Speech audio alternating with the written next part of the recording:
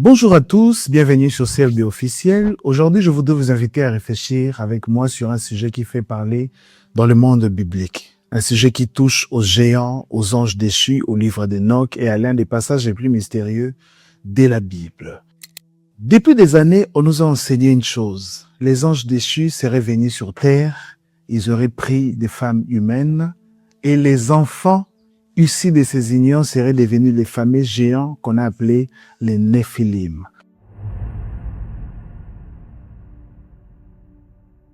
C'est une idée qui est très répandue. On la retrouve dans de nombreux enseignements, dans des livres, dans des conférences, dans des documentaires et même dans certaines prédications. Mais une question mérite d'être posée. Est-ce réellement ce que dit le livre de la Genèse? Ou avons-nous peut-être ajouté au texte une interprétation devenue tellement populaire qu'elle a fini par être confondue avec le texte lui-même? Je vais simplement vous présenter les faits, puis à la fin, je vous laisserai réfléchir et répondre vous-même à la question. Commençons d'abord par Genèse chapitre 6, verset 4. Je vais les lire dans plusieurs versions. Les géants étaient sur la terre en ces temps-là, après que les fils de Dieu firent venir vers les filles des hommes et qu'elles leur eurent donné des enfants. Ce sont ces héros qui furent fameux dans l'Antiquité. Ça, c'est la version Louis II.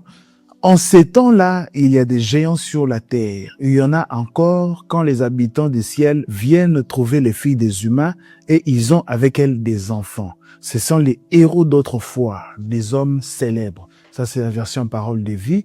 Les Néphilim étaient sur la terre en ces jours-là et aussi après que les fils de Dieu furent venus vers les filles des hommes et qu'elles leur eurent donné des enfants. Ce sont des héros qui furent fameux dans l'Antiquité. Ça, c'est la version Bible expliquée.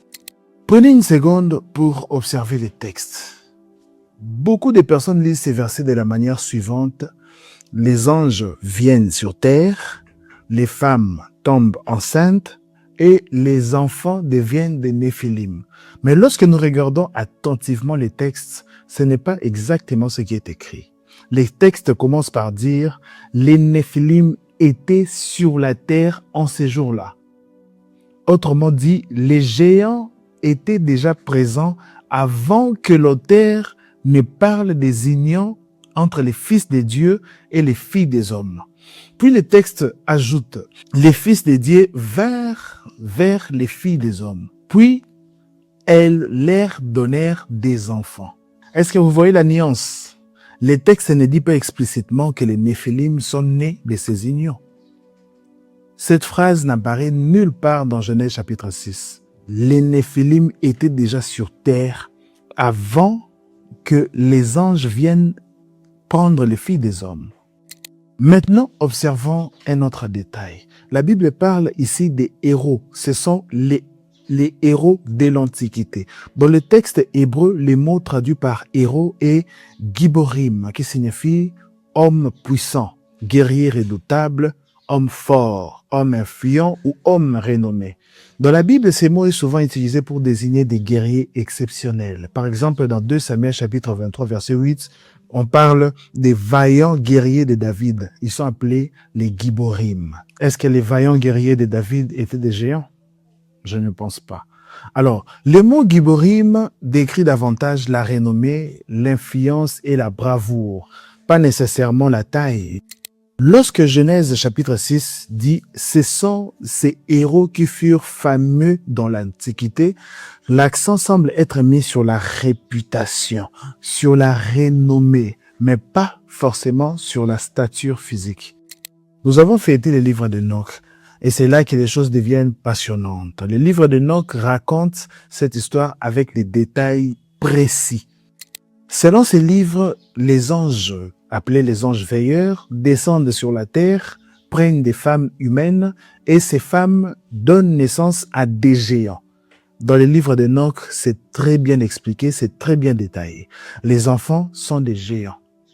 Mais voici une information que beaucoup de gens ignorent. Quand on attend le livre d'Enoch, on pense naturellement à Enoch, le grand-père de Noé qui a existé avant Moïse. Et pourtant, les archéologues, les théologiens et les spécialistes disent que le livre d'Enoch a été rédigé quelques siècles avant Jésus-Christ, entre le 3e et 2e siècle avant Jésus-Christ.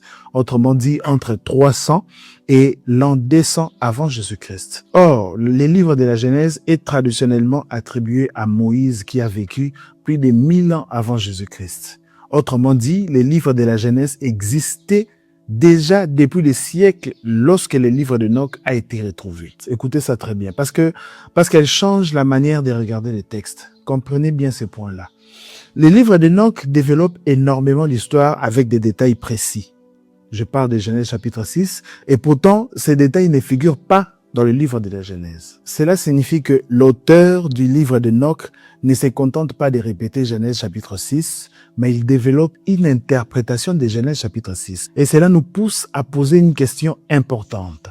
Lorsque nous affirmons aujourd'hui que les enfants des anges étaient des géants, sommes-nous en train de citer Genèse chapitre 6 ou sommes-nous en train de citer l'interprétation du livre d'Enoch sur Genèse chapitre 6?